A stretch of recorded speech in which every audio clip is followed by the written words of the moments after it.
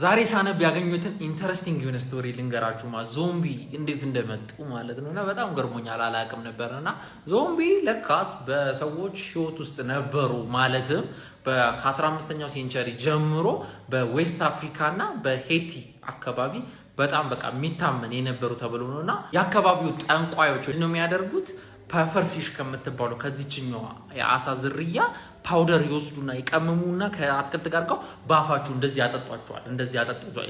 ከዛ ወደ ዞምቢነት ትቀየራላችሁ። ያው ከሞታችሁ በኋላ ነው እንደዛ የሚያደርጉትና ቆማችሁ ታገለግላላችሁ ለስራ ምናምን ነውና ይሄንን ሆሊውድ ወደ ፊልም ወስዶ ያው በትሪሊየን ወደሚቆጠሩ ዶላሮች ቀይሮታል ማለት ነው።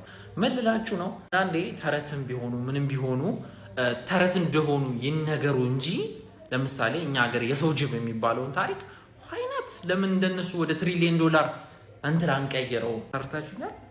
ተረትም ከሆነ ተረት ተብሎ ሪኮግናይዜሽን ተሰጥቶት ወደ ፊልም የመቀየር ብዙ ታሪኮቻችንን መቀየር አለብን ብዬ አምናለሁ። ይመቻችሁ። እወዳችኋለሁ።